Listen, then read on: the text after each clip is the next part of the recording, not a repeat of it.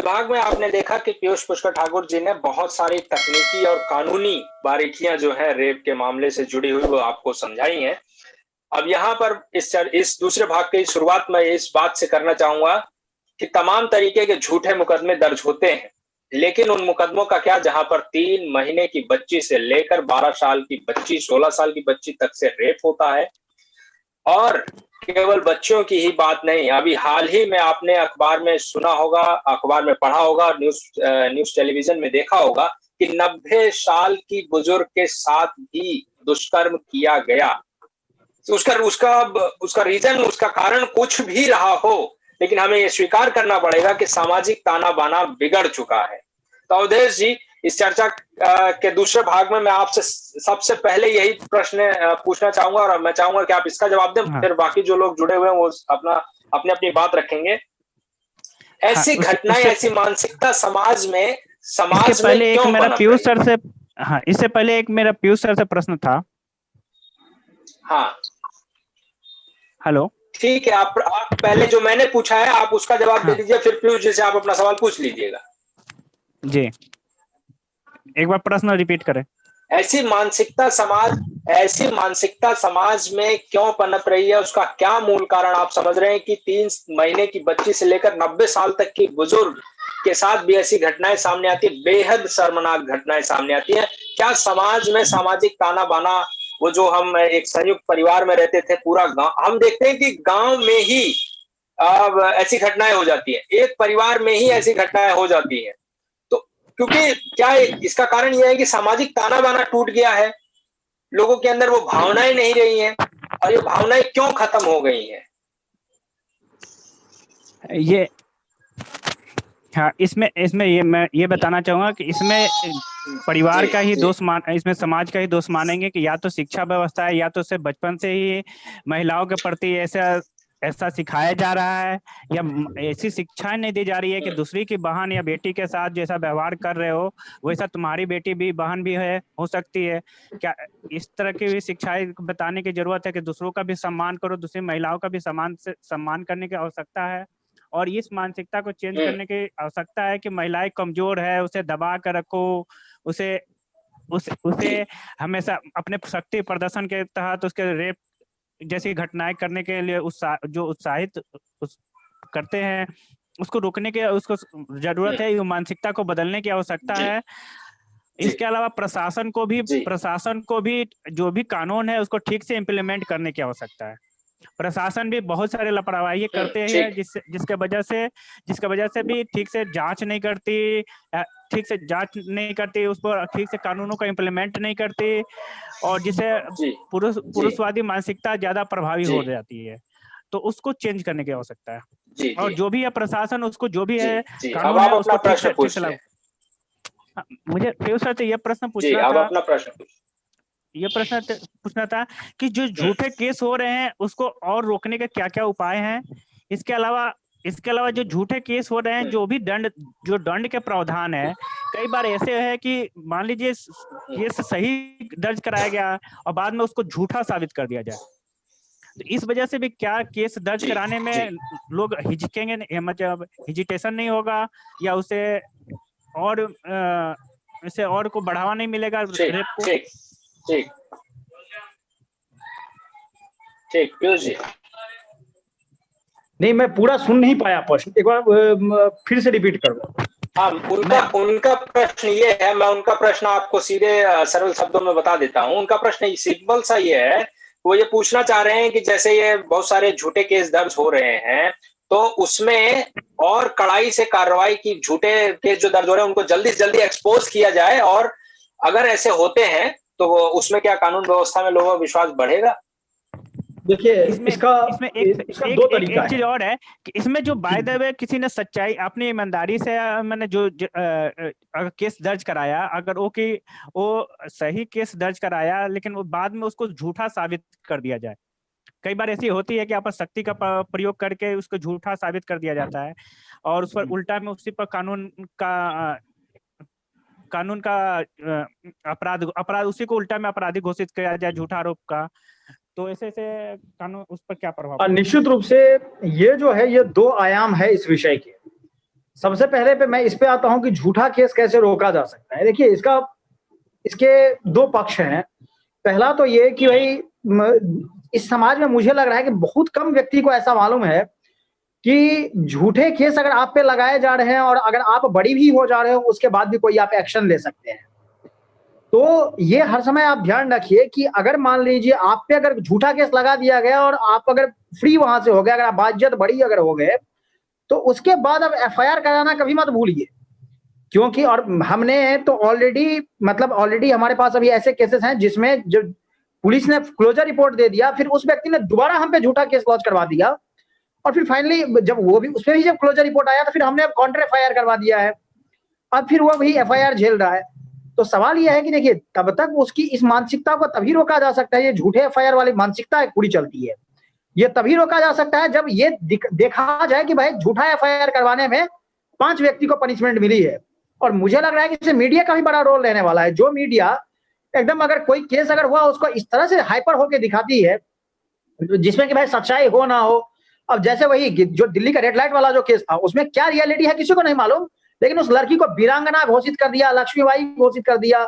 उसके अलावा मुझे ध्यान है कि हरियाणा की 2 लड़की थी, उस मैटर में भी बाद में ऐसा कुछ हुआ ही नहीं था, और वो लड़की दरअसल उस लड़के को बोल रही थी सीट से उठो, जब सीट से नहीं उठा तो मोलेस्टेशन के नाम पे पीटने लगी। बाद में फिर उसको बहादुर बहने अलग अलग चीजों को मतलब इतना चीज उसमें बता दिया कि फिर आप इतना जब ऑलरेडी उसको मेडल दे देते हो उसके बाद फिर आप कैसे कल दिखाओगे कि भाई ये लड़की जो है वो झूठ बोल रही थी। तो मुझे लग रहा है कि जो भी मीडिया ऐसा हाइपर एक्टिव होकर दिखा रहा है उसके लिए कम से कम 1 महीने का दंड होना चाहिए कि डेली इस समय में डेली अपने नीचे हेडलाइन में चलाओ कि भाई हमने जो रिपोर्टिंग करी थी वो झूठी करी थी और अब उसकी सच्चाई ये है। जी। तो एक तो ये चीज, जो दूसरा ये विषय है कि वास्तव में कि भाई जो अगर मान लीजिए भाई दबाव बना के उसमें अगर पक्ष में अगर रिपोर्ट नहीं आ पाया और एक्विटल मिल गया तो फिर तो बोला जाएगा ये झूठा केस है। देखिए इसको लेकर क्या है कि सुप्रीम कोर्ट का जजमेंट है। सुप्रीम कोर्ट ने इसमें कहा है कि कभी भी अगर कोई एक्विटल हो जाता है इसका मतलब ये नहीं, एक्विटल जो है बहुत सारे केसेस में हो सकता है। मान लीजिए जो विटनेस है वो अगर हॉस्टाइल हो गए, मतलब उन्होंने पुलिस के स्टोरी को बाद में सपोर्ट नहीं किया, तो या एविडेंस के अभाव में जो सबूत है उसके अभाव में अगर मान लीजिए अगर वो व्यक्ति छूट जाता है तो निश्चित रूप से उसको ऐसा नहीं माना जाएगा ये झूठा केस है। फिर क्या होता है, फिर आप जब एफआईआर करते हो तो निश्चित रूप से आपको एविडेंस देना पड़ेगा। तो एविडेंस जो देना पड़ेगा उसमें सिर्फ आपके एक्विटल का एक ग्राउंड नहीं होगा। एक्विटल के ग्राउंड पे आप बोलोगे कि भाई ये झूठा केस था, उसके अलावा आपको और भी बहुत सारी चीजें प्रूफ करनी होगी जो नॉर्मल फिर जो प्रोसीजर है। जैसे मान लीजिए जो कोर्ट का नॉर्मल प्रोसीजर है, आप एफआईआर करवाते हो, पुलिस जांच करती है, पुलिस चार्जशीट सबमिट करती है, फिर चार्ज फ्रेम होता है, फिर ट्रायल चलता है, ट्रायल करने के बाद कोर्ट अपना फैसला सुनाती है।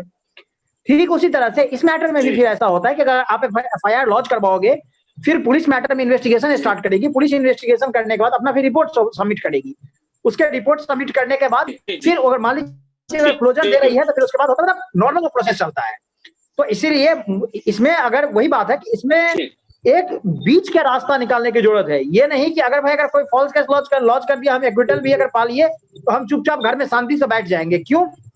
क्योंकि जो इमेज जो टार्निश होना था, जो इमेज को बर्बाद होना था वो तो हो चुका है। तो इसीलिए और ये तब तक नहीं हो पाएगा जब तक मीडिया के अकाउंटेबिलिटी को तय नहीं किया जाएगा, क्योंकि इमेज खराब करने में बंद। और मुझे तो लगता है कि दूसरी एक और बात, जैसे आप विक्टिम का नाम नहीं बताते हैं, फेस नहीं दिखाते हैं, वैसे एक्यूज्ड का भी नाम और फेस तब तक आप नहीं दिखा सकते हैं जब तक जजमेंट नहीं आ जाए।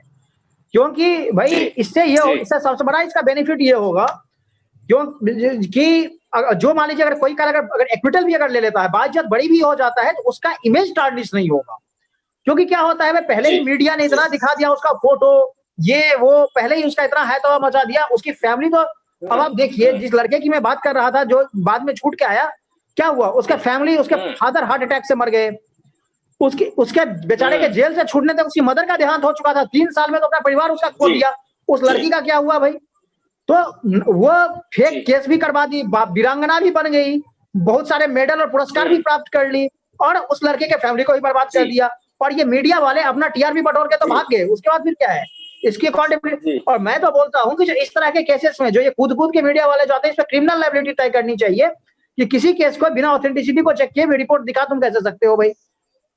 तो इन सभी चीज को गंभीरता से विचार करने की जरूरत है। और ऐसा मैं नहीं, ये कोर्ट भी कह रहा है कि कभी भी मीडिया को मीडिया ट्रायल नहीं चलाना चाहिए। मीडिया का जो रोल है, मीडिया वही तक फिक्स रहे, इंफॉर्मेशन देने का काम है मीडिया का, ट्रायल चलाने का काम नहीं है।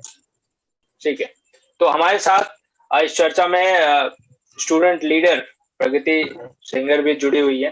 प्रगति, अगर आप इस विषय पर अपनी बात रखना चाहती हैं या पीयूष जी से, अवधेश जी से कोई प्रश्न पूछना चाहती हैं तो आप पूछ सकते हैं। बात रखना चाहूंगी पीयूष जी की, मैंने बात की तो मुझे लगा कि कहीं ना कहीं टॉपिक थोड़ा सा हम आउट ऑफ टॉपिक चले गए। हम इस बात पर ज्यादा फोकस कर रहे थे कि जो फेक केसेस हैं वो क्यों होते हैं। तो जहाँ तक मुझे लगता है और मेरी समझ में उसका एक मूल कारण ये, मेरी समझ में जितनी भी आईपीसी के अंदर जितने भी क्राइम्स कंसिडर किए गए हैं उसमें सबसे बायस्ड क्राइम जो है वो रेप है।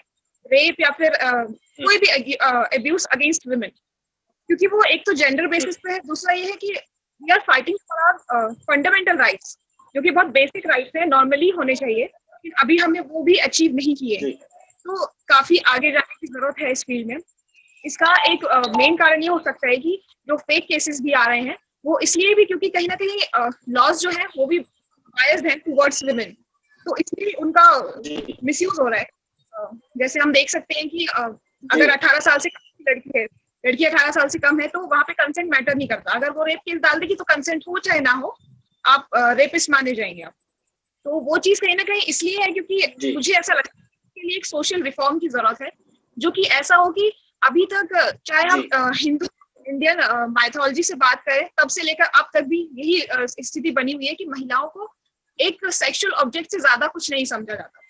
उस टाइम पर भी ये था, if we talk about Mahabharata, तो वहां पर भी उनको सेक्सुअल ऑब्जेक्ट समझा गया, उनको संपत्ति के साथ तौल दिया गया। और अभी भी सिचुएशन कुछ वैसी ही है। अगर किसी लड़के पर हमें गुस्सा आता है तो हम उसको हम बोलते हैं कि हम तुम्हें थप्पड़ मारेंगे।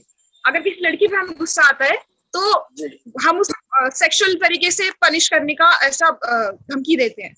और अगर हम नॉर्मली भी बात करें तो किसी पर गुस्सा आएगा या फिर उस लड़ाई होती है तो उसमें सबसे पहले गालियां आती है माँ बहन की। क्यों? क्योंकि कहीं ना कहीं ऐसा लगता है कि सेक्स है, वो सिर्फ इससे ज्यादा कुछ नहीं है। तो we are fighting for the fundamentals to be considered as a human. मुझे ऐसा लगता है कि इस पर्सपेक्टिव चेंज करने की जरूरत है। अगर हम बात करें कि इस चीज को कैसे निदान पाया जा सकता है रेप जैसी समस्या से, जो कि हम देख रहे हैं कि 6 महीने से लेकर 90 साल की औरत महिला के साथ भी हो रहा है। तो इसमें एज मैटर नहीं करती, आपके कपड़े मैटर नहीं करते, आप किस तरीके से कितने समय बाहर है वो भी मैटर नहीं करता। दिन में रेप हो रहे हैं, रात में रेप हो रहे हैं, घर के बाहर रेप हो रहे हैं, घर के अंदर रेप हो रहे हैं। तो कहीं ना कहीं हमें एक नैतिक परिवर्तन लाने की जरूरत है जो का पतन समाज से हो गया है। तो मुझे ऐसा लगता है कि it should be the concern of the mother to raise a son that every daughter will be safe with. तो इस चीज की सबसे ज्यादा जरूरत है। और दूसरा ये कि मेरा पीयूष जी से एक सवाल था, वो ये कि जैसे कि आप बता रहे हैं कि मतलब मैंने भी काफी चीजें मतलब पढ़ी हुई है इसके बारे में। तो सीपीसी के अंडर जो भी प्रोसेस है, अगर रेप क्लेम के बाद आपका जो भी टाइमिंग वगैरह लगता है, तो मुझे समझ नहीं आता कि इतना ज्यादा टाइम क्यों लगता है हमें किसी भी केस को सॉल्व करने में, वो भी तब जब वो इतना ज्यादा मीडिया के द्वारा उछाला जा चुका है। अगर हम हाथरस केस की बात करें या निर्भया केस की बात करें, तो बहुत ज्यादा टाइम उनको सॉल्व करने में लगा, जबकि मेडिकल रिपोर्ट तो कुछ दिन में आ जाती है, उससे हो ही जाता है रेप हुआ है नहीं हुआ है। तो ऐसी क्या कुछ और चीजें हैं जो इस चीज का ऑब्स्टेकल बनती हैं, तो उनको मैं जानना चाहूंगी। जी पीयूष जी, छोटा सा जवाब दीजिए, फिर हम, क्योंकि हमारे पास और भी लोग हैं तो उनसे भी प्रश्न लेना है, तो आप संक्षेप में जवाब दीजिए इसका। देखिए, इसका मैं मतलब इसका भी 2 भाग में उत्तर में दे देता हूँ। देखिए, सबसे पहले है कि जो फंडामेंटल राइट और बाकी चीजों से जोड़ के देखा जाता है। देखिए, बहुत मैं एक सिंपल सा उसका एग्जांपल देता हूँ। अब इसका आप डिफरेंट माइंडसेट मतलब देख लीजिए और एटीट्यूड देख लीजिए, उससे आपको समझ में आ जाएगा कि प्रॉब्लम कहाँ है। मैं लॉ फैकल्टी का जब छात्र संघ का अध्यक्ष था तो हमारी डीन हुआ करती थी, फीमेल थी। उस साल काफी ज्यादा मतलब इशू हुआ था, काफी ज्यादा इशू क्रिएट हुआ था। और मतलब कभी एडमिट कार्ड के चक्कर में, कभी दूसरे इश्यूज के चक्कर में उस समय में क्या हुआ कि अगर डीन का ऑफिस में कोई जाता था, बाद में डीन ने क्या कि एवीपी के कम से कम 20 मेंबर के अगेंस्ट में एफआईआर करवा दिया, कम से कम 30 लोग थे उसमें, मोलेस्टेशन से लेके पता नहीं कौन कौन सा सेक्शन लगाया। देखिए एक बात आप मुझे बताइए, जब अगर मान लीजिए आप एडमिनिस्ट्रेटिव पोजीशन पे होते हो, कोई अगर आपको जाके धमका रहा है तो क्या आपको महिला होने के कारण धमका रहा है जी, या एडमिनिस्ट्रेटिव पोजीशन पे हो तो धमका रहा है? पुरुष अगर रहता तो हो सकता है तो उसको 2-4 थप्पड़ मार देता, लेकिन वो तो आप महिला हो तो नहीं मार रहा है। तो भाई जो चीज अभी प्रगति बोल रही थी, मुझे लगा है कि उसका जस्ट अपोजिट होता है कि बहुत सारे लोग इसलिए कुछ नहीं एडमिनिस्ट्रेटर को कहते हैं क्योंकि वो महिला है, अगर हो सकता है पुरुष हो तो आदि बंधक बना दे। तो भाई अब उसमें, लेकिन आप फिर वहां पर कार्ड के मतलब वहां पर फिर जो अगर फीमेल अगर है तो वो कार्ड खेलने लगेंगे कि महिला के साथ ऐसे बात कर रहे हो। क्यों भाई, एडमिनिस्ट्रेटर है आप, महिला पुरुष क्या होता है उसमें? एडमिनिस्ट्रेटर हो, एडमिनिस्ट्रेटर से जैसे बात किया जा सकता है वैसे किया जाएगा, अगर बातें अगर मनमानी होगी तो। दूसरी बात, आप ये चीज देखो कि सुप्रीम कोर्ट ने कहा है सेक्शन 354 के बारे में, जो मोलेस्टेशन का केस है, उसमें क्या है कि outraging the modesty of a women. अब outraging the modesty of a women उस केस में ही सिर्फ हो सकता है जो इंटेंशन आपका हो मोडेस्ट करने का। अगर मान लीजिए वो अगर एडमिनिस्ट्रेटिव पोजीशन पे है तो कौन सा इंटेंशन है उसको आउटरेज करने का? कोई नहीं है, लेकिन उनको लगाना है।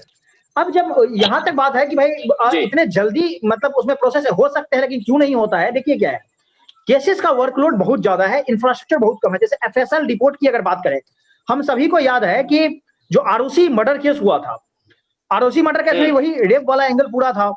आरुषि मर्डर केस में एफएसएल रिपोर्ट, आपको पता है कि कहां से वो एफएसएल रिपोर्ट आता था? गुजरात के गांधीनगर से।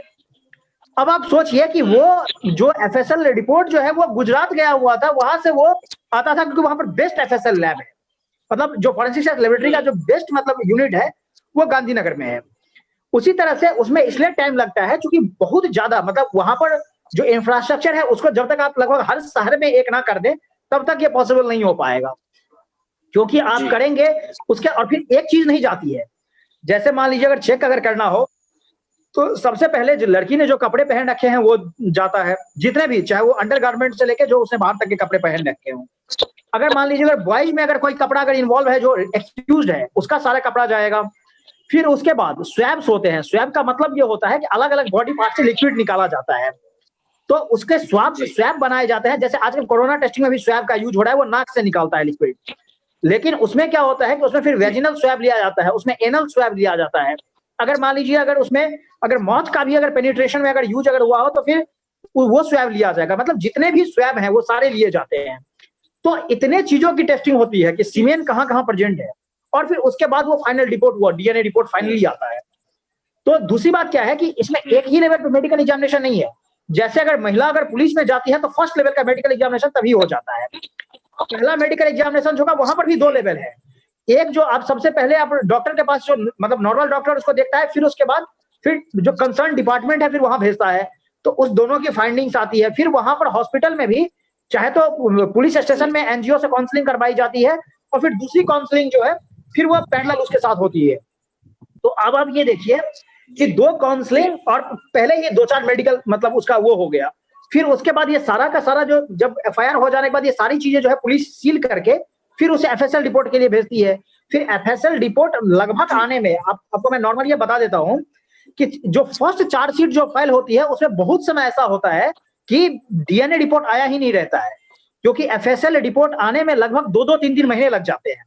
तो उसके लिए फिर सप्लीमेंट्री चार्जशीट फाइल होता है। क्यों? क्योंकि उसके मैंडेटरी क्या नियम है कि अगर मान लीजिए अगर कोई एक्यूज किसी को अगर आपने अरेस्ट कर लिया और आपने अगर 90 डेज के अंदर में अगर चार्जशीट अगर फाइल नहीं किया है तो एक्यूज को स्टैट्यूटरी बेल मिल जाएगा। मतलब जो सीआरपीसी का सेक्शन 167(2) है वो ये बोलता है कि अगर 90 डेज या मतलब 60 और 90 डेज 2 अलग अलग ऑफेंसेस में इसके बनाए हुए हैं कि उसमें अगर पुलिस ने अगर अरेस्ट करने के बाद चार्जशीट फाइल नहीं किया तो बेल मिल जाएगा। तो पुलिस क्या करती है कि तुरंत पहले उस टाइम में चार्जशीट फाइल कर देती है और फिर सप्लीमेंट्री चार्जशीट 167 सब क्लॉज 8 में फिर फाइल कर देती है कि फर्दर उससे वो हुआ। तो इसीलिए मुझे लगता है इन सारे चीजों को अगर देखें तो हाँ, इंफ्रास्ट्रक्चर अगर बेहतर करेंगे तो शायद इसमें और भी मैटर एक्सपर्टाइट हो सकता है। जी। तो हम इस मामले में ये समझ सकते हैं कि इंफ्रास्ट्रक्चर की कमी है, और हम ये कहें कि कार्यबल क्षमता जो है, जैसे पुलिस अधिकारियों की कमी है, पुलिस के कई पद भी खाली रहते हैं, अदालतें भी कम है, तो तमाम जो खामियां हैं वो भी इस तरीके की घटनाओं को और जो है कि विभत्स रूप देने में सहयोग करती हैं। हम चलते हैं अगले जो हमारे साथ जुड़े हुए हैं, सुजीत मिश्रा। आप अपना प्रश्न रखें और अपनी बात रखना चाहते हैं। सर मेरा भी एक प्रश्न है। हाँ, सबका प्रश्न लिया जाएगा। पहले सुजीत मिश्रा का एक एक करके सबका हम प्रश्न लेंगे। मैं अनुरोध करूंगा कि आप अपना प्रश्न रखें और बात रखें तो संक्षेप में रखें, और जो जवाब दे रहे हैं वो भी संक्षेप। जी, पीयूष सर से मेरा प्रश्न है कि हम देखते हैं रेप केस होते हैं, तो हम देखते हैं 2012 का एक कांड देख लें जो दामिनी के साथ रहते हैं, निर्भया कहते हैं हम, उसका असली नाम हम आज तक उसका असली नाम नहीं जान पाए हैं। ठीक है, वही हम जैसे देखे जो कश्मीर में हुआ था 2018 में रेप, उसका हमने नाम देख लिया। ऐसे अभी जो हाथरस में केस हुआ इसका हमने नाम देख लिया। ऐसे हम देखे हैदराबाद में हुआ था प्रियंका रेड्डी के साथ में, तो कई स्थानों पे जो रेप हो रहे हैं वहाँ पे प्रोपेगेंडा के जाते हैं, जो राजनीतिक दल है या राजनीतिक नेता है वो उसका नाम, उसके फोटो, पूरा बायोडाटा उसका जो है फेसबुक पे, ट्विटर पे, इंस्टाग्राम, हर जगह पे उसको शेयर कर रहे हैं। यहाँ तक कि जो मीडिया है वो भी उसको शेयर कर रही है। तो क्या ऐसा कोई लॉ है या कोई ऐसा कानून है जिसके तहत मीडिया पे या इन राजनेताओं को केस किया जा सके, जिसके तहत ये जेल में भी जा सके? इस पे सुप्रीम कोर्ट का गाइडलाइन भी है और ऑलरेडी कानून भी है। क्लियरली ये है कि कभी भी जो रेप पीड़िता है उसका नाम और उसका फोटो कभी भी पब्लिक नहीं किया जा सकता है, और वो क्रिमिनल ऑफेंस है। जो भी लोग इससे कर रहे हैं उसके अगेंस्ट एफआईआर तक रजिस्टर हो सकती है, और आईटी एक्ट के अंदर में भी ऑलरेडी प्रोविजन है, आईटी एक्ट के अंदर में भी उसके अगेंस्ट एफआईआर हो सकती है। दूसरी बात कि अगर मान लीजिए कोई व्यक्ति अगर इस तरह का जो भी कार्य कर रहा है, क्योंकि पॉक्सो का जो केस होता है जिसमें बच्चे इन्वॉल्व होते हैं उसमें ऑलरेडी भी उसमें भी नहीं आप कर सकते हो। और दूसरी बात कि अगर मान लीजिए अगर कोई भी अगर जो जैसे रेप केसेस हैं या बाकी कोई हीनियस ऑफेंसेस अगर महिला के अगेंस्ट अगर है तो उसमें कभी भी नाम नहीं आउट करना होता है। लेकिन क्या है कि जिस तरह से नाम और फोटो आजकल शेयर करने का एक चलन सा बढ़ गया है, क्योंकि उसमें मतलब कहीं ना कहीं वो नैरेटिव बिल्डअप करने वाली बात है कि भाई नैरेटिव क्रिएट करो, नैरेटिव क्रिएट करने के बाद उसका फायदा लो, समाज में एक विभेद पैदा करो, तो इस उद्देश्य से इसको किया गया है। तो मुझे लग रहा है कि इसमें भी चाहे तो कोर्ट को सुमोटो कॉग्निजेंस लेना चाहिए, या नहीं तो जो ब्रॉडकास्टर्स एसोसिएशन है उसको ही अपने मीडिया वालों के अगेंस्ट सुमोटो कॉग्निजेंस लेकर उसको पूछना चाहिए कि भाई ये क्या कर क्या रहे हो और ऐसा क्यों किया है। जब तक अकाउंटेबिलिटी नहीं तय होगी तब तक ये चीज बंद नहीं हो सकता है। जी सर, तो जो अपना प्रश्न पूछना चाह रहे थे पूछ लीजिए। हाँ सुजीत, अगर कोई और प्रश्न पूछ, हाँ ठीक पूछिए। मेरा इसी छोटा सा प्रश्न ये है कि जो न्यायपालिका है, चाहे उच्च न्यायालय हो या सर्वोच्च न्यायालय हो, अन्य मुद्दों पे तो स्वतः संज्ञान ले लेते हैं, लेकिन इस मुद्दे पे जो रेप पीड़िता है उसका जो पहचान है उसको उजागर किया जा रहा है सोशल मीडिया पे नेताओं द्वारा या किसी भी न्यूज चैनल द्वारा, तो इस पे सर्वोच्च न्यायालय या उच्च न्यायालय स्वतः संज्ञान क्यों नहीं लेती है? इस मामले में देखिए उसका नहीं, उसका कारण है क्या है कि सुप्रीम कोर्ट ने ऑलरेडी गाइडलाइंस पास कर रखा है, इस पर ऑर्डर भी ऑलरेडी है। अब क्या है कि अगर मान लीजिए अगर कॉग्निजेंस लेना हो तो कहाँ लिया जाएगा? कंटेम्प्ट ऑफ कोर्ट में। अगर कल अगर कोर्ट अगर कंटेम्प्ट अगर लगा देगी अगर किसी भी एक न्यूज चैनल पर जो कि उनका प्रोपेगेंडा मतलब बढ़ाने में जो हेल्प करते हैं, जो लेफ्टिस्ट जो ओरिएंटेशन वाले लोग हैं, तो कल ही है तो मचाने लगेंगे कि supreme court freedom of speech and expression का गला घोट रही है। प्रशांत भूषण का केस हम सभी से छिपा हुआ नहीं और हम सभी डिबेट भी कर चुके हैं। तो इसलिए मुझे लग रहा है कि उन सब चीजों को भी संज्ञान में रखना चाहिए। देखिए हर चीज कोर्ट पे नहीं छोड़ा जा सकता है। तो इस देश में कोर्ट देश नहीं चला रही है, देश सरकार चला रही है, और अलग अलग एसोसिएशन बनाए गए हैं इसके लिए जो कि इसको कंट्रोल किए जा सकते हैं। मुझे लग रहा है मास मूवमेंट की जरूरत है। भाई ऐसे न्यूज चैनल को देखना बंद कीजिए, इनको जब टीआरपी इनकी कम हो जाएगी ऑटोमेटिकली कहीं के नहीं रहेंगे। एक इसमें मैं एक और लाइन ऐड कर देता हूं, अभी हम बात कर रहे थे कि ऐसे केसेस हो क्यों रहे हैं। एक बात आप बताइए, आप इसका अंतर देख लीजिए। जो एडवर्टीजमेंट होता है, एडवर्टीजमेंट आप देखिएगा भाई, डियो अगर डियो का भी अगर एडवर्टीजमेंट जो ड्यूड्रेंट होता है उसका भी अगर एडवर्टीजमेंट आता है उसमें लड़का मार रहा है और लड़की सिर्फ लास्ट में किस करने के लिए आती है, तो भाई लड़की को प्रोडक्ट के तौर पर दिखा कौन रहा है और लड़की को प्रोडक्ट बना कौन रहा है? ये दोनों ही मतलब सोचने की बात है। उस दोनों पे आप सोच सकते हैं। आप ये देखिए कि लड़की को कौन कौन सा ऐड मिल रहा है। भाई शाहरुख खान जिस नैरो लेग का प्रचार कर रहा है उसके लिए कोई लड़की क्यों नहीं कर सकती है?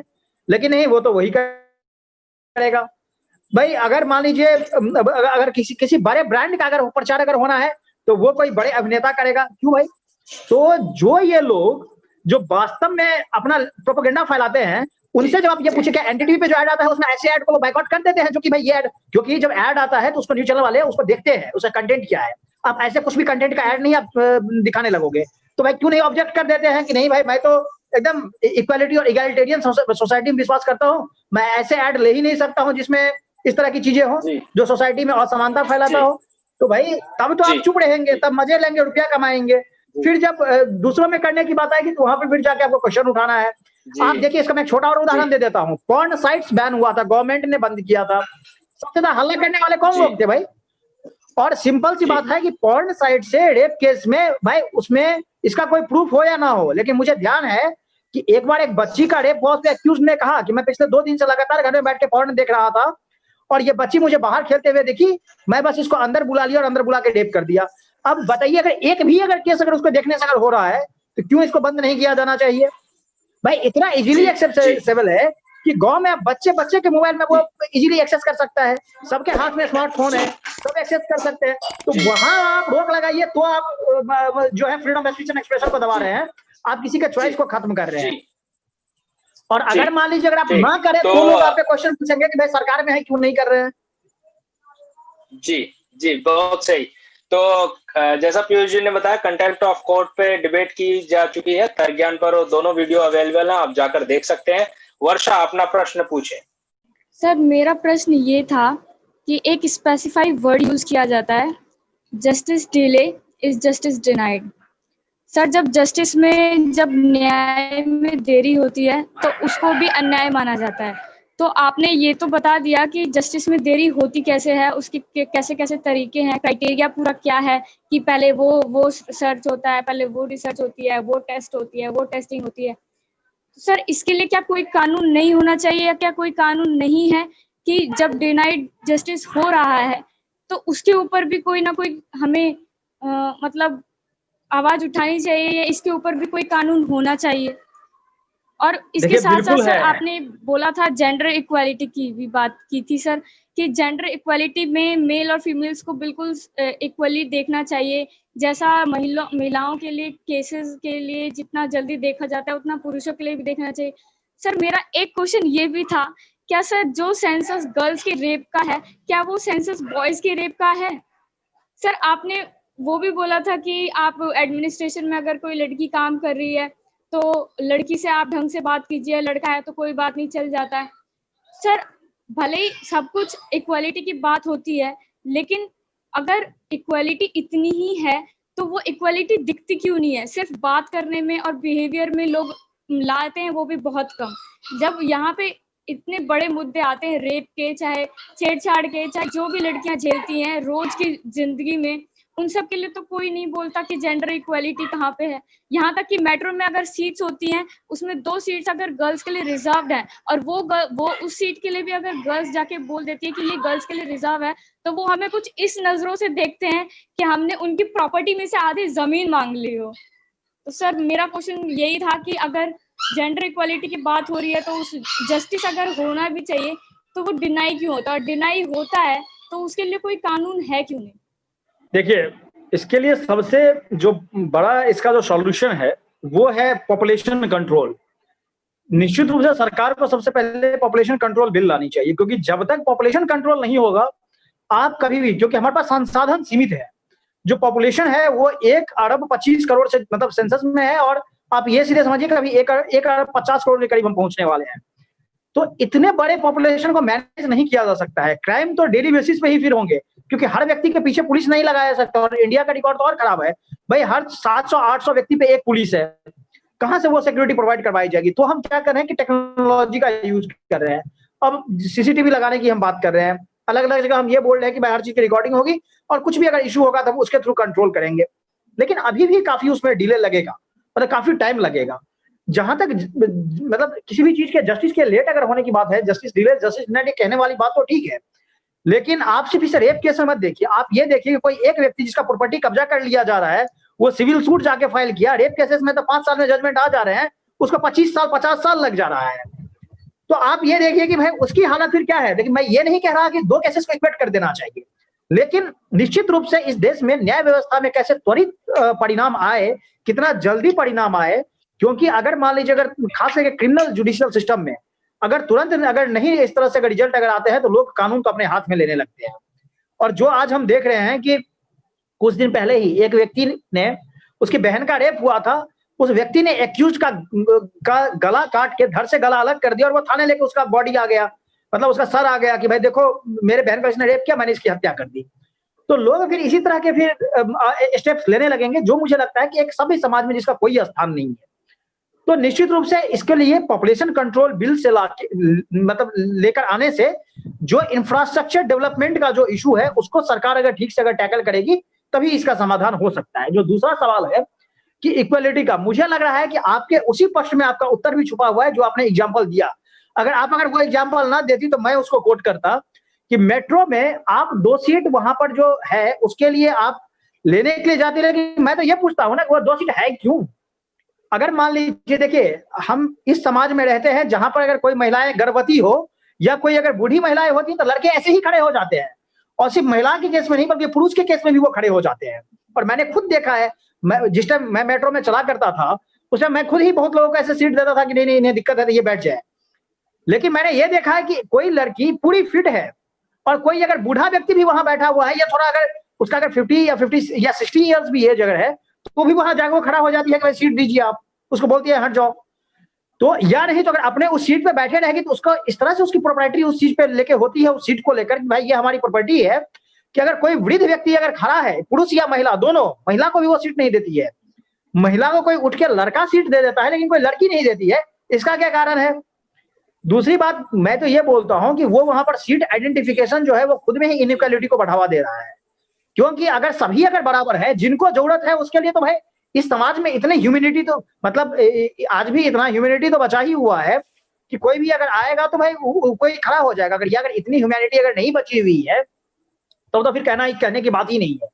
तो वो लड़का लड़की दोनों के लिए होना चाहिए। तो मुझे लग रहा है कि वो इक्वालिटी जो दिखाने की बात है वो समाज जब तक कलेक्टिव रूप से नहीं दिखाएगा, उसमें लड़का लड़की के मतलब इस विचार को अलग करके अगर हम ये देखें कि ओवरऑल समाज इसको दिखाएगा या नहीं दिखाएगा, रिप्रेजेंट करेगा या नहीं करेगा, तो उसकी आवश्यकता ज्यादा है और उसके लिए हमें ज्यादा इसके लिए आवाज उठानी चाहिए। लोकेश जी, लोकेश लोधी, आप अपना प्रश्न पूछ सकते हैं। पहले तो सभी को नमस्कार। सर मेरा नाम लोकेश लोधी है और सर मैं बीए पॉलिटिकल साइंस ऑनर्स का एक विद्यार्थी हूँ। सर मेरा प्रश्न ये था कि अभी हम समाज में बात करते हैं कि हम एक बलात्कार मुक्त समाज बना सकते हैं, इसकी बात हम करते हैं, लेकिन सर ये जो समाज बनेगा इसकी शुरुआत कहाँ से होगी और सर कैसे होगी? सर जरा इसका जरा हम सर क्वेश्चन करना चाहेंगे। तो सर आप देखिए क्या है कि समाज में पूर्णतः अपराध मुक्त समाज, मतलब किसी भी चीज को जीरो पे ले आने की संभावना जीरो है। उसका कारण क्या है वो मैं बताता हूँ। अब जैसे मान लीजिए बलात्कार का केस है, बलात्कार का फर्स्ट केस कहाँ से आ रहा है? वो परिवार के 90% लोग जो है वो जानने पहचाने वाले हैं, चाहे वो दोस्त हो सकता है, परिवार का व्यक्ति हो सकता है, कोई भी हो सकता है। तो मुझे लग रहा है कि भाई सबसे पहले जो पारिवारिक अगर आप शिक्षा अगर देंगे उसमें भी ये केस हो जाता है।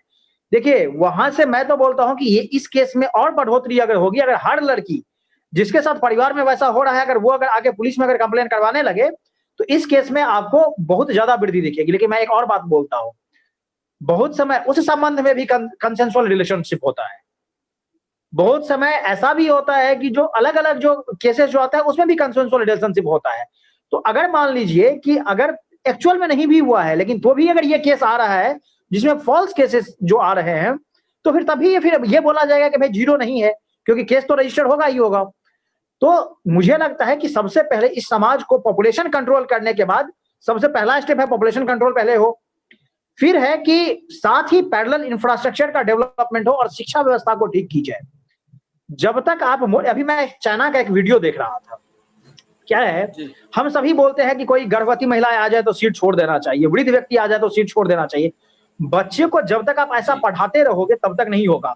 अभी मैं एक छोटे से मतलब किंडरगार्टन का वो वीडियो था, उसमें वो मतलब एक रेलगाड़ी के फॉर्म में वहां पर मतलब सारे कुछ अरेंजमेंट किया हुआ था, उसमें सारे बच्चे बैठे हुए हैं, जब कोई वृद्ध व्यक्ति आ रहा है तो उसमें एक बच्चा खड़ा होके वो खड़ा हो जाना है। तो ऐसे आपको दिखा के बताना होगा कि वास्तव में ये क्या है।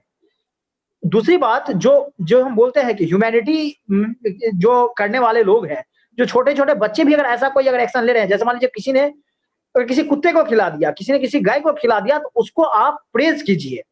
जहां देखिए वहां उसको आप शाबाशी दीजिए। तो जब उसको लगा तब उसको लगेगा कि भाई राइशियसनेस क्या है, सही वैल्यूज क्या है। दूसरी बात, ऐसे भी एजुकेशनल इंस्टीट्यूशंस हैं जिनका की मानना ही यही है कि लोगों को हत्या करने में ही धर्म है। तो उस एजुकेशनल इंस्टीट्यूशन पे भी सब कंट्रोल होना चाहिए, सरकार का कंट्रोल होना चाहिए और उसकी प्रॉपर उसकी ऑडिटिंग और वेरिफिकेशन होना चाहिए कि भाई अगर मान लो जो ये बोल ही रहा है कि हमारे धर्म में ऐसा लिखा हुआ है कि हत्या करने से सब कुछ होगा, जो अलग धर्म के लोग हैं उसको हम टिकने नहीं देंगे। तो ऐसे पढ़ाने वाले जो कि वास्तव में हो सकता है धर्म का टीनेट्स कुछ दूसरा कह रहा हो, लेकिन वहां पर जो स्थिति है उसमें मुझे लग रहा है उसको ब्रॉडन करने की आवश्यकता है। और जो इस तरह की चीजें जो हिंसा को बढ़ावा देने वाले जो ऑर्गेनाइजेशन है, जो इंस्टीट्यूशंस है, उसको कंट्रोल करने की और चेक करने की बहुत सख्त आवश्यकता है। ठीक है, तो रोशन कुमार जुड़े हुए हैं, अगर कोई बात कहना चाह रहे हो, कोई कुछ प्रश्न पूछना चाह रहे हैं तो पूछे। जी हाँ जी सर, मेरा प्रश्न है अभी पीयूष जी ने कहा कुछ देर पहले वर्षा के क्वेश्चन के जवाब देते वक्त कि सर पहले मैं पीयूष जी आपको ये बताना चाहता हूँ विनम्र पूर्वक कि रिजर्वेशन मिलता क्यों है। रिजर्वेशन उन्हें मिलता है जो हिस्टोरिकली डिसएडवांटेज्ड होते हैं और जो अभी भी डिसएडवांटेजेस हैं, चाहे वो सोशल बेसिस पे मिले, पॉलिटिकल बेसिस पे मिले या इकोनॉमी के बेसिस पे मिले। तो मेट्रो में 2 सीट की जो बात है, आप ह्यूमैनिटी किसकी बात करते हैं? उस माँ की, उस बहन की और उस लड़की की बात करें ह्यूमैनिटी की जो 9 महीने बच्चे को कोख में पालती है, और उस लड़की की बात कर रहे हैं जो लड़की अपने भाई के लिए स्कूल जाना गवारा नहीं समझती और लड़कों के लिए, भाई के लिए कितना क्या त्याग नहीं करती। तो इसमें हम ये स्ट्रिक्टली नहीं कह सकते कि सारी लड़कियां जो है फिट होती, मतलब सारी फिट लड़कियां जो है सारे मतलब बूढ़े को और सारे गर्भवती महिलाओं को नहीं बैठने देती है। इसमें कुछ लोग, चंद लोग हैं जो गलत मानसिकता के हैं। तो इसमें ये मेरा कंटेप्ट रहेगा, ये पहला क्वेश्चन है। और दूसरा प्रश्न ये है कि कैपिटल पनिशमेंट या फिर फांसी की सजा, जो कि हमने देखा कि पिछले 5-6 महीने पहले ही निर्भया हत्याकांड में 4 आरोपियों को फांसी दी गई। तो क्या कैपिटल पनिशमेंट रेप जैसे चीजों के लिए क्या ये एकमात्र विकल्प है? और मेरा लास्ट ये कहना है कि क्या रेप के लिए कैपिटल पनिशमेंट होना सही है या नहीं है, या फिर कैपिटल पनिशमेंट का फ्यूचर क्या है? क्या इसे रेप के लिए मतलब ये रहना चाहिए, क्योंकि इसका कोई बेनिफिट तो मिला नहीं। कुछ दिन पहले हमने देखा निर्भया कांड में मिला आरोपी को सजा, और तुरंत अभी बैक टू बैक जो रेप्स होते जा रहे हैं, गैंग रेप होते जा रहे हैं, मर्डर होते जा रहे हैं। तो इस पे आप जरा सा प्रकाश डालें। देखिए मैं पहले क्वेश्चन से इसका एक मिनट मैं पहले प्रश्न का उत्तर दे देता हूं। देखिए, किसी को भी सामान्यीकृत नहीं किया जा रहा है, एक बात आप नोट कर लें। और रिजर्वेशन किस तरीके से मिला है, क्यों मिला है, इसकी एक बहुत लंबी बहस है, वो सभी लोग जानते हैं। तो मुझे लगता है कि किसी को बताने की आवश्यकता नहीं है। और यहाँ पर जो पीयूष जी ने जिस संदर्भ में बात कही है, वो किसी को सामान्यीकृत नहीं किया जा रहा है। अगर किसी एक फीमेल या मेल के व्यवहार को देखकर सभी के ऊपर सभी को एक जैसा मापदंड लगाकर नापा जाएगा तो वो घोर अन्याय है, और कोई भी ऐसा नहीं कर रहा है। अब बाकी जो कानूनी पक्ष है, पीयूष जी आप जवाब दें, संक्षेप में जवाब दें, क्योंकि हमारे पास समय जो है कम है, तो छोटे जवाब दें और ताकि हम सभी के प्रश्न ले सकें। हाँ, लेकिन उसमें मैं एक लाइन ये ऐड कर दूं कि दरअसल वो रिजर्वेशन का तो उसके लिए इतना इमोशनल होने की जरूरत नहीं है, और वो इमोशनल स्टेटमेंट की कोई मुझे लग रहा है आवश्यकता भी नहीं है। क्योंकि मुझे लग रहा है कि माँ, बहन और बाकी अन्य का क्या महत्व है, ये भारतीय समाज शुरू से ही जानता आ रहा है और भारतीय समाज इसका पालन करता रहा है। ये उन समाजों को सीखने की जरूरत है जहां पर वो महिलाओं को किस तरह से टॉर्चर करता है। महिलाओं को voting right, so called democracy कहलाने वाले कंट्री जो है वो कब दिया है, वो भी एक रिकॉर्ड देखें। तो मुझे लग रहा है कि उसकी इस समाज को जरूरत नहीं है। ये समाज पहले से बखूबी जानता था कि महिलाओं को क्या महत्व है, और इसको अगर देखना है तो मराठा विमेन का पावर देखिए। मैं खुद मिथिला क्षेत्र से आता हूँ, मिथिला क्षेत्र की आप हालत देखिए। आज ही मेरे घर में, मैं इस बात को गौरव के साथ कह सकता हूं कि मेरे घर में पूरा कंट्रोल ही मम्मी का होता है, और जो हमारी मम्मी कहती है उसके अगेंस्ट कोई विरोध नहीं कर पाता है। तो भाई ऐसी स्थिति से हम लोग पले बढ़े और हम सभी इस महत्व को जानते हैं। लेकिन इसका मतलब ये नहीं कि हम कोई चीज अन्याय भी अगर होता रहे या कुछ चीज ऐसा भी हो जिसको हम सामने देखें तो इग्नोर कर दें।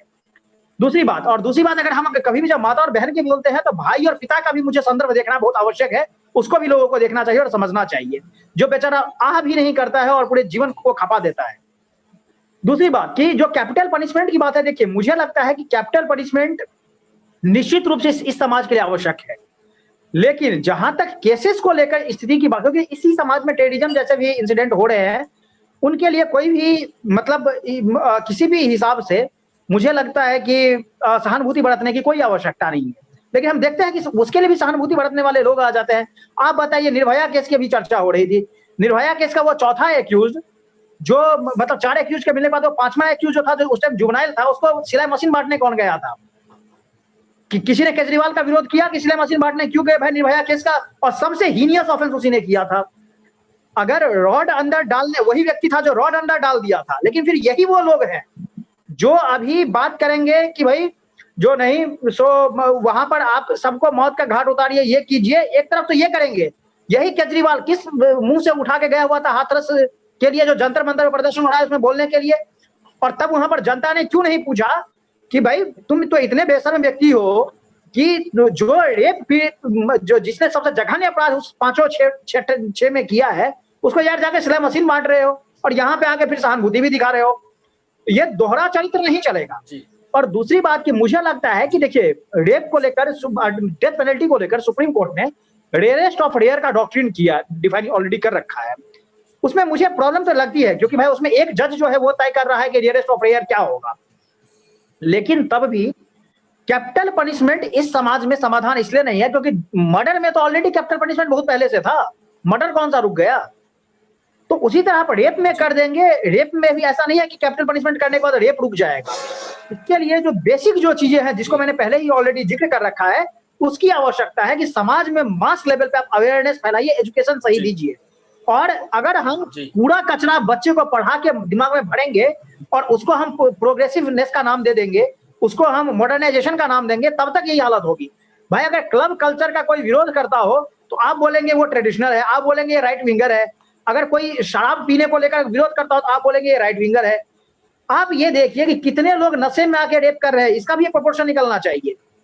इसका भी निकलना चाहिए कि कौन वो लोग हैं जिसके माइंड में इतनी ज्यादा वो चीज भर दी गई है कि भाई वो महिलाओं पे सिर्फ रेप करने को ही अपना समाधान मानने लगे हैं। तो मुझे लग रहा है इन सब, आज भी आप ये देखिए ना कि गांव में जो केसेस हैं और अर्बन एरियाज में केसेस हैं, उसका डिफरेंस मतलब कितना वो है, डिफरेंस है, उसको भी समझने की आवश्यकता है। जी ठीक है। तो मुझे लगता है कि अब किसी का कोई प्रश्न बचा नहीं है, तो इस चर्चा को हम यहीं पर समाप्त करते हैं। और अंत में मैं इस चर्चा के अंत में ये कहना चाहूँगा कि बहुत सारे जो ऐसे घटनाएं आती हैं जिसमें हमें लगता है कि ये बहुत क्रूरता की हद है, उसके बाद बहुत सारे लोग, हम अभी हाथरस कांड के बाद भी देख रहे हैं कि बहुत सारे लोग ये कह रहे हैं, शस्त्र उठा लो द्रौपदी, अब बचाने गोविंद नहीं आएंगे। ये लाइनें बहुत चल रही हैं और ये कविता बहुत चल रही है। तो मुझे लगता है कि जो प्रशासन की लापरवाही है और जिस तरीके से कानूनी बारीकियां पीयूष जी ने बताई हैं, उन बारीकियों और उन प्रक्रियाओं को हमें सरल बनाना पड़ेगा, नहीं तो ये लाइन चरितार्थ होगी कि शस्त्र खुद ही उठाना पड़ेगा। मैं ये नहीं कह रहा हूं कि कोई उठाएगा या नहीं उठाएगा, लेकिन अगर इस तरीके से लापरवाहियां, इस तरीके से प्रशासन की प्रक्रियाएं जो जटिलतम है, जिस तरीके से जटिल प्रक्रिया का जिक्र और पूरी तरीके से बताया पीयूष जी ने, उस प्रक्रिया को सुनने के बाद तो कोई भी ये कहेगा कि हम उसको केस ही ना दर्ज कराएं, क्योंकि जिस प्रकार की जटिल प्रक्रिया, मुझे लगता है कि एक सरल प्रक्रिया होनी चाहिए और तेजी से कार्रवाई होनी चाहिए, तभी होगा। नहीं तो फिर ये पंक्तियां चरितार्थ होंगी कि शस्त्र उठा लो द्रौपदी, अब बचाने गोविंद नहीं आएंगे। तो बहुत बहुत धन्यवाद पीयूष ठाकुर जी आपका, और अवधेश जी हमारे साथ जुड़े उनका, और जो बाकी लोग हमारे साथ जुड़े उन सभी का बहुत बहुत धन्यवाद। और जितने भी लोग इस चर्चा को सुन रहे हैं, देख रहे हैं अपने अन्य दोस्तों के साथ, दोनों भाग, जो ये दूसरा भाग है, पहले भाग को भी अपने अन्य दोस्तों के साथ जरूर साझा करें। कोई प्रश्न है, कोई टिप्पणी करना चाहते हैं तो कमेंट बॉक्स में लिखें। और बहुत बहुत धन्यवाद आप सभी का। मिलते हैं किसी अन्य विषय पर, किसी अन्य टॉपिक के साथ। धन्यवाद।